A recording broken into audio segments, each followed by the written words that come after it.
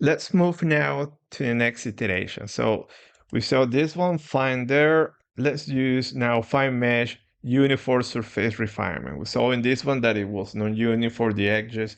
Here we push forward and we select all around a uniform refinement. So if we open here, nothing changed, pretty much the same, but the only difference here now, everything. Now look at that I'm using now here, forcing 666 with this distance in the edges. I found better control. Now the surface 6.6. So, and this is something that will be more time consuming. Here, no need to add these refinements because already I am in 6, but if you want, you can add, for instance, the small face, you can put there 8. You will see that it will improve that face, but no need. The rest exactly the same. So let's run this case. It will be take longer. And then we're going to check this mesh. So let's wait for the final mesh.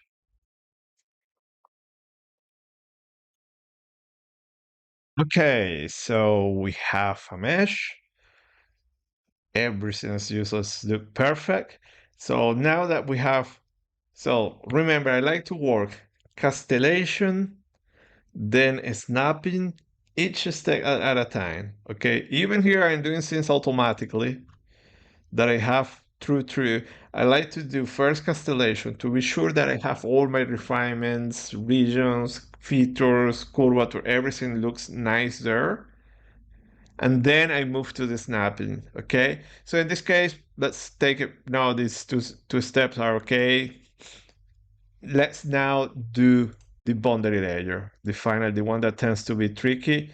So this grid here, actually, there is a problem. I don't know why it's a problem. So let me take, we just need this line. Okay, so that one, and it will do, okay, starting from time 2 that we have it, the snippet that is a good mesh, active boundary layer, you have the regions, your quality metrics, doing some balancing, and here we have this info here, and see that now we go this distance, okay, which still is okay. We're getting lower. See that finer meshes, these values we're keeping all the values the same. It gets lower. We're still in the limit. No, I know that or likely it's going to work, but now if you want to go below 10 to the minus 4 and get since 10 closer 10 to the minus 5, you will need to increase your surface refinement, and there's where things get expensive. By the way, in this point that I think I already have 5 meshes, maybe I will get some warnings that I'm not doing the snap is not doing all the refinement because, okay, it's done here. Look at that, 98% of coverage. Previous cases, the coverage was much lower, or not much lower. Now that you have better meshes, more uniform, you get better coverage. Look at that, we have here in 2 millions, and let me check, because you should also bam. Here, this value, increase it. I should have it already. So yeah, better. Actually, I don't know why I have it in 2 millions, and this one also put it larger, because if you reach that limit, it's not going to do more refinement. It's going to give you a mesh, but probably it's not the mesh that you were expecting. Okay, any case, we have everything, the quality, we check the mesh, and let's run all Paraphone built in. Oh, and let's visually inspect our mesh. So we are decompose, apply, and I want to focus just on the surface. I have it there. And I was saying that I like to do these steps when I have new geometries that I don't know, one step at a time. So I do this snapping, I check everything that I don't see any strange things. So far, as I say, everything is uniform. And this is how I like to generate my meshes in Snappy, or using this kind of methodology that you have the OC3 data structure, the 2-to-1 refinement. Have it uniform, because you cannot have no gradual growth rate like in fully uncertain meshes. So those transitions 2-to-1, they're going to give you always problems. So when you put everything uniform, very likely you're going to fix all those issues. So we move to the next step, snapping, and nice. Nothing strange. Let me go and hide here all the lines and see that now that we have uniform, recall that in the previous cases there were some small artifact that here you have something small, not a big issue, very likely due to the alignment with the background mesh and so on, but those are small issues. Okay, nothing critical for me.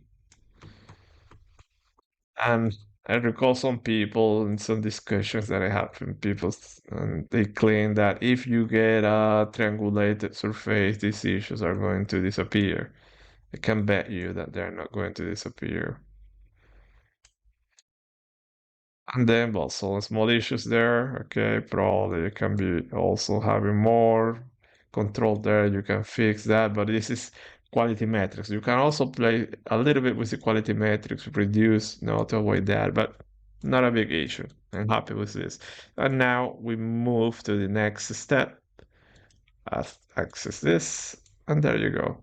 We have a full coverage. Okay, in some regions, likely where I have those strange cells or collapsing, you will have those transitions. So you can correlate it really easy. Look at that collapsing, collapsing, collapsing. So always where you have that collapsing, very likely you have those issues also here, collapsing, collapsing. But it's not a big of a deal. You can live with that with no problem, or at least personally speaking, for me, it's not a big deal. Now let me go here, apply, and let's do some extra post processing. And let me put here a cut plane, normal here, here. I'll put it there, crinkle size, da da da, and there you go.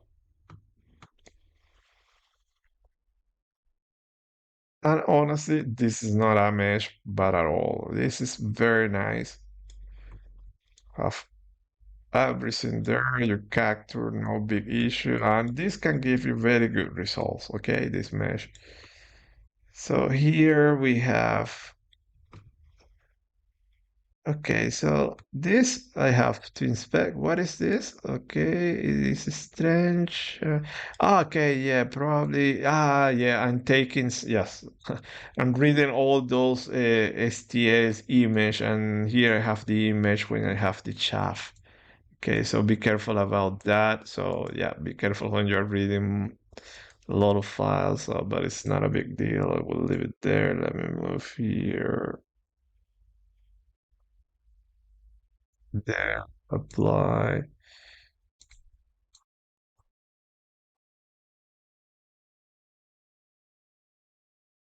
and there you go. So look at your sort of refinement there. You can do the initialization. You will see that you have a perfect initialization there.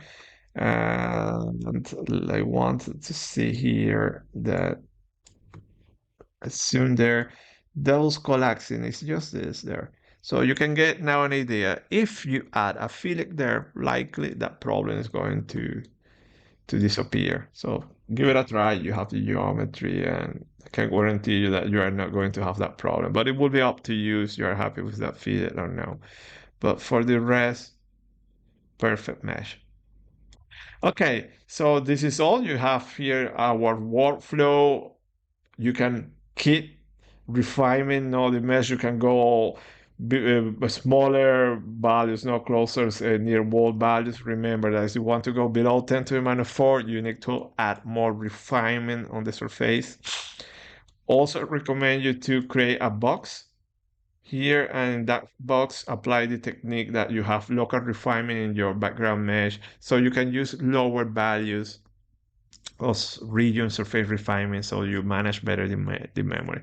So this is it. We put everything together. The next case, let's add the propeller. Nothing changed, new geometry, and we do the splitting, like we did in tutorial 5.